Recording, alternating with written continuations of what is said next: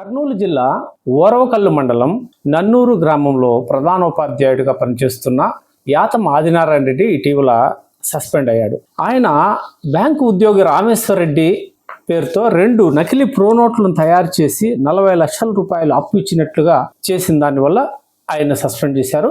So ఈ వ్యవహారంలో ప్రోనోట్లు రాసిన మాధవనాయుడు సహకారం ఆయనకు పూర్తిగా అందింది. ఈ వ్యవహారంలో మనం ఈరోజు ఆయన ఏ విధంగా ఈ ఆదాయం ఆయనకి సమకూరింది, ఈ 40 లక్షల రూపాయలు ఆయన అప్పు ఇవ్వడానికి అవకాశం ఉందా, ఆధారాలు ఏం చెప్తున్నాయి అన్న విషయాలు ఒకసారి మనం పరిశీలించాలి. ఈ నకిలీ ప్రోనోట్లని తయారు చేసిన ఆదినారాయణ రెడ్డి వెంటనే స్థానిక కర్నూలు కోర్టులో ఓఎస్ నెంబర్ 123/2015గా స్థానిక ప్రిన్సిపల్ డిస్ట్రిక్ట్ కోర్టులో ఫైల్ చేసి దాని మీద ఎక్స్ పార్టీ డిగ్రీ తీసుకుంటున్నాడు. అలాగే 2 చెక్ బౌన్స్ కేసులు దీనికి సంబంధించి పార్ట్ పేమెంట్ కింద ఆయన ఇచ్చినాడని వాటిని తీసుకెళ్లి స్థానిక ఎక్సైజ్ కోర్టులో 2 క్రిమినల్ కేసులు సిసి నెంబర్ 586/16, సిసి 150/17 2 కేసులు వేశాడు. ఈ 3 కేసులని హైకోర్టు, ఆంధ్రప్రదేశ్ హైకోర్టు, గౌరవ హైకోర్టు స్టే చేసేయడంతో ఇవన్నీ పెండింగ్లో పడిపోయినాయి. ఇప్పుడు మనం ఒకసారి ఆదినారాయణ రెడ్డి సర్వీస్లో చేరినప్పటి నుంచి ఆయన భార్య ఇద్దరు ప్రభుత్వ ఉద్యోగులు. ఆమె హెల్త్ సూపర్వైజర్గా పనిచేస్తుంది. ఆదినారాయణ రెడ్డి టీచర్గా సర్వీస్లో 95 ప్రాంతంలో చేరాడు. అంతకుముందే ఆమె సర్వీస్లో ఉంది. సో వీళ్ళ ఇద్దరి శాలరీలు డే 1 నుంచి, from the date of joining నుంచి ఈ 2012లో అప్పు ఇచ్చినారు అన్న రోజుకు చూస్తే వాళ్ళ ఇద్దరి శాలరీలు కలిపిన 35 లక్షల వరకు వస్తుంది. సో ఇంకో 5 లక్షలు ఏదో చేసి ఇచ్చినారు, వ్యవసాయమో ఇంకోటి అని మనం అనుకున్న 40 లక్షల రూపాయలకు వాళ్ళకి శాలరీ అమౌంట్ పూర్తిగా దాదాపుగా సరిపోతుంది. ఈ నేపథ్యంలో వాళ్ళకి కుటుంబం ఎలా నడిచింది, పిల్లలు వాళ్ళందరూ భాష్యం స్కూల్లో గుంటూరులో చదివారు, కార్పొరేట్ స్కూల్లో. ఇది చాలా ఖర్చుతో కూడుకున్నది. వాళ్ళ చదువులు ఎలా సాగాయి అనే వ్యవహారాలన్నీ పక్కన పెట్టేసి వాళ్ళు కేవలం గాలిని భోంచేసినట్టుగా మనం భావించిన ఆ 40 లక్షల రూపాయలకి వాళ్ళ ఇద్దరు శాలరీస్ సరిపోతుంది. తర్వాత ఈ ఇష్యూ పైన మేము పరిశోధన పూర్తిగా చేసిన తర్వాత మాకు కొన్ని ఆధారాలు లభ్యమైనాయి. శాలరీ మొత్తం వాళ్ళకి ఇచ్చేస్తే కుటుంబ పోషణ జరగడానికి స్కోప్ లేదు, పిల్లల విద్యాభ్యాసం జరగడం అసాధ్యము. ఇదే వింత అయితే ఆ మధ్యకాలంలో మేము కేవలం 3 సంవత్సరాల పరిగణలోకి తీసుకున్నాం. 2008 నుంచి 2012 మేము ఒకసారి వాళ్ళ ఆస్తుల వివరాలన్నీ ఆరాధిస్తే వాళ్ళు కొనుగోలు చేసినాయి. పెద్దలు సంపాదించిన ఆస్తి కాదు, పెద్దలు సంపాదించిన ఆస్తి 3 ఎకరాల 60 సెంట్లు బత్రూరుపాటులో ఉంది. దీనికి ఎటువంటి సంబంధం లేదు. మేము సేకరించినటువంటి ఈ 3 సంవత్సరాల ఆధారాలు, అంటే వీళ్ళు కొనుగోలు చేస్తున్న ఆస్తుల వివరాలను మేము ఆధారాల రూపంలో సేకరించాం, సేల్ డాక్యుమెంట్లని. సో వాటిని మేము వీడియోలో కూడా సబ్మిట్ చేస్తున్నాం. వాటిని ఒకసారి మీరు పరిశీలించవచ్చు. తర్వాత వీళ్ళు ఆదినారాయణ రెడ్డి 6,63,000 రూపాయలకి కర్నూలు పట్టణంలో గడ్డం సుబ్రహ్మణ్యం, సిద్దిరెడ్డి నాగేశ్వరరెడ్డి అనే వాళ్ళతో కలిసి 2008 ఏప్రిల్ 19వ తేదీన ఒక ప్లాట్ కొనుగోలు చేశారు. డాక్యుమెంట్ని కూడా మీరు చూడొచ్చు. ఇది సేల్ డీడ్. తర్వాత ఇది ఎస్ఆర్ఓ కల్లూరు ఆఫీస్లో రిజిస్టర్ అయింది. దీని డాక్యుమెంటరీ నెంబర్ 2423/2008, తేదీ 19/4/2008 sale deed number.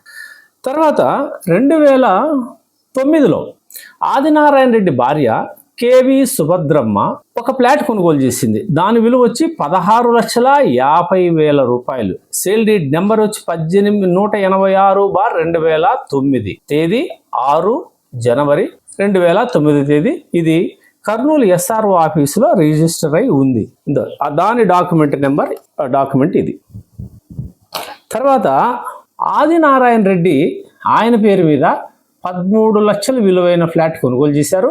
Sale deed number వచ్చి 5266/2009, తేదీ 5/8/2009. ఇది కర్నూలు ఎస్ఆర్ఓ ఆఫీసులో సేల్ డీడ్ రిజిస్టర్ అయింది. ఆ డాక్యుమెంట్ ఇది. తర్వాత ఆదినారాయణ రెడ్డి ఇతర భాగస్తులతో కలిసి కొన్నటువంటి ప్లాట్లని ఆయనే తిరిగి కొనుగోలు చేశారు. దీని వాల్యూ ఎంతంటే 25,46,000 రూపాయలు. సేల్ డీడ్ నెంబర్ వచ్చి ఇది రిలీజింగ్ డీడ్ 6511/2011, తేదీ 10/8/2011. ఇది ఎస్ఆర్ఓ కల్లూరు ఆఫీసులో రిజిస్టర్ అయింది. దాని డాక్యుమెంట్ని ఇలా మీరు ఒకసారి పరిశీలించండి. ఇది కాక ఈ బ్యాంకు ఉద్యోగికి అప్పుగా ఇచ్చాను అని ఆయన చెప్తున్న వాళ్ళ భార్య పేరు నుంచి ఆ ప్రోనోట్లు ఆ వ్యవహారం అంతా సెటిల్ చేసుకుంటూ 2012 సెప్టెంబర్ 27వ తేదీన ఒక సైట్ రిజిస్టర్ చేసుకున్నారు. ఆ డాక్యుమెంటు 31-33/2012. అయితే ఇందులో కూడా మోసం, దీన్ని కూడా ఆయన కొనుగోలు చేసినట్టు రాసుకున్నాడు. కాబట్టి దాన్ని కూడా మేము లెక్కిస్తున్నాము. దీంట్లో ఆయన ఎంత కొన్నట్టు పెట్టాడంటే 7,45,500 రూపాయలకి ఈ బ్యాంకు ఉద్యోగి రామేశ్వరరెడ్డి భార్య లక్ష్మీదేవి నుంచి ఈయన కొనుగోలు చేసినట్లుగా శంషాబాద్ ఏరియా SRO ఆఫీసులో ఆ ప్లాట్ అక్కడే ఉంటుంది కాబట్టి ఆ ఏరియాలో అది రిజిస్టర్ అయినట్టుగా ఉంది. సో ఈ విధంగా 2008-2012 మధ్యకాలంలో ఆయన కుటుంబం కొనుగోలు చేసిన స్థిరాస్తుల వివరాలు దాదాపుగా 70 లక్షలు. ఇది కాకుండా 2010లో సత్యవర్ధన్ ఆయన గ్రానైట్ వ్యాపారి హైదరాబాద్, ఆయనకి 13,50,000 రూపాయలు ఆయన అప్పుగానో బిజినెస్లోనో పెట్టుబడి పెట్టినట్టు బ్యాంక్ ఆధారాలే ఉన్నాయి. బ్యాంకు ద్వారాతోనే అవి ట్రాన్స్ఫర్ అయినాయి కాబట్టి దాన్ని కూడా వైట్ మనీ కింద మనం చూపించాలి. ఈ సేల్ డీడ్లు ఏవైతే ఉన్నాయో ఇవన్నీ ఓన్లీ కార్డ్ వాల్యూ, అంటే రిజిస్ట్రేషన్ పర్పస్గా వాళ్ళు ఆ రికార్డులో ఉండే మొత్తాన్ని మాత్రమే రాస్తారు. అయితే ఇవి 2010 నాటికే బహిరంగ మార్కెట్లో దాదాపు 3-4 కోట్ల విలువైన ఆస్తులు ఇవి.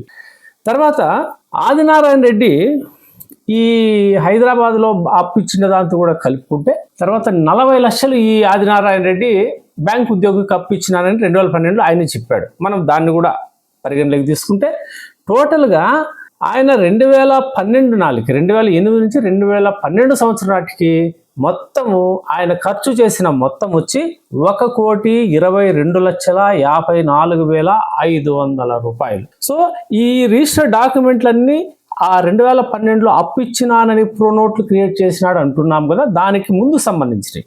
సో ఆయన శాలరీతోనే నేను ఆయనకు అప్పిచ్చినానని చెప్తున్నాడు. సో శాలరీకే అప్పిచ్చింటే ఈ ముందు డాక్యుమెంట్లన్నీ ఎక్కడి నుంచి తెచ్చి డబ్బులు తెచ్చి కొనుగోలు చేశాడు? ఎట్టి పరిస్థితిలో అవకాశమే లేదు. 1 కోటి రూపాయలకి ఆస్తులు కొన్న వ్యక్తి తిరిగి 40 లక్షల రూపాయలు ఎటువంటి ఆదాయం లేకపోయినా అప్పు ఇచ్చినానని చెప్పడమే ఒక వింత. ఆయన కుటుంబానికి మొత్తం వచ్చిన ఆదాయం 40 లక్షలే. 40 లక్షలు అంటే 1 కోటి రూపాయలుగా ఆయన ఆస్తులు కొనుగోలు చేశాడు దాదాపుగా. సో అలాంటప్పుడు 40 లక్షలు రామేశ్వరరెడ్డికి ఇచ్చినాడనేది ముమ్మాటికి బోగస్. దొంగచాటుగా పథకం ప్రకారం ప్రోనోట్లు చెక్కులు దొంగలించి మాధవనాయుడు సహాయంతో 2 ప్రోనోట్లని ఆయన నచ్చినట్టు రాసుకున్నాడనే దానికి ఇవి తిరుగులేని ఆధారం. వీటిలో ఇంకొక ముఖ్యమైన విషయం ఏమంటే 2011లో ఈ ఆదినారాయణ రెడ్డి గారు డిసెంబర్ 12వ తేదీన సుబ్బారెడ్డి, జి శివారెడ్డి అనే వారికి 37,04,000 రూపాయలకి ఒక ప్లాట్ విక్రయించాడు. ఇది 2011లో జరిగింది. కనీసం ఈ డబ్బులు ఏమైనా రామేశ్వరరెడ్డికి ఇచ్చాడా అన్న విషయాన్ని కూడా మేము పరిశీలించాం. అన్ని కోణాల్లో మాకేమీ ఆదినారాయణ రెడ్డి అంటే వ్యతిరేకత, మాధవ నాయుడు అంటే అభిమానం ఇట్లేం ఉండవు. అందరినీ సమాన దృష్టితో చూస్తాం. వాస్తవాలను మాత్రమే మేము గుర్తించి ప్రజల ముందు ఉంచుతాం. మాకు ఎటువంటి రాగద్వేషాలు ఉండవు. సో ఈ 37 లక్షల రూపాయల సైట్ అమ్మాడు. ఈ డబ్బులు ఏమైనా రామేశ్వరరెడ్డికి ఇచ్చాడా అని మేము ప్రత్యేకంగా శోధించాము. ఆ డాక్యుమెంట్ వచ్చి ఇది. దీని డాక్యుమెంట్ నెంబర్ వచ్చి 8840/2011. సో ఈ డాక్యుమెంట్ ప్రకారము ఆయనకి 37 లక్షలకు పైగా అందినట్లుగా మనకు ఈ డాక్యుమెంట్ ద్వారా తెలుస్తుంది. అయితే ఈ document Kalluru sub registrar office sale deed ప్రకారం జరిగింది. తర్వాత దీన్ని 2016 మే 25వ తేదీన Kalluru SRO sub registrar office document రద్దు దస్తావేజు నెంబర్ 42/2016 ప్రకారము వీళ్ళు రాసుకున్నది ఏంటంటే, అయ్యా మేము 2011లో ఒక సేల్ డీడ్ రాసుకున్నాము 37 లక్షలకి. అయితే ఆ రోజు వాళ్ళు నాకు డబ్బులు ఇవ్వలేదు. మేమిద్దరూ ఇస్తామనే మాట మీద మేము డాక్యుమెంట్ చేయించాను. వాళ్ళు తర్వాత డబ్బులు ఇవ్వలేదు. కాబట్టి ఇద్దరము కలిసి దీన్ని రద్దు చేసుకుంటున్నాము.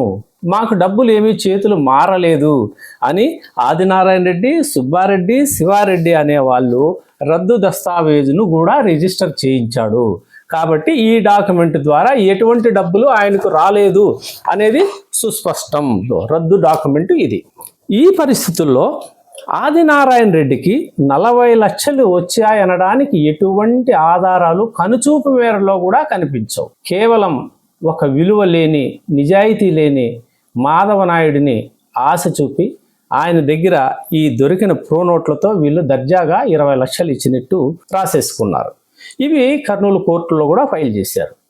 ఇక్కడ మాధవనాయుడు కానీ ఆదినారాయణ రెడ్డి కానీ, ఆదినారాయణ రెడ్డి టీచర్గా పనిచేస్తున్నాడు. మాధవనాయుడు కూడా గతంలో ఒక డిగ్రీ కాలేజీలో టీచర్గా కొద్ది రోజులు పనిచేశాడు, ప్రైవేట్గా, రెగ్యులర్ టీచర్ కాదు ఆయన కూడా.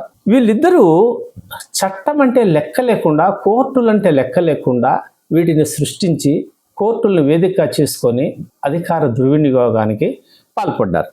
వీళ్ళ పరిస్థితి మనం ఒకసారి చూస్తే, కోర్టుల్లో ఒక నేరస్తుడు హత్య చేశానని చెప్పి మ్యాజిస్ట్రేట్ ముందుకు వచ్చి నేరుగా లొంగిపోయినా కోర్టు ఎప్పటికీ శిక్షించదు. దాని మీద పోలీసుల్ని విచారణ చేసి ఛార్జ్షీట్ ఫైల్ చేయమంటుంది. తర్వాత కోర్టు కూడా ఆధారాలన్నీ పరిశీలించి తర్వాత తుది నిర్ణయం తీసుకొని ఇతన్ని శిక్షించాలా లేదా అనేది మాత్రమే నిర్ణయిస్తుంది.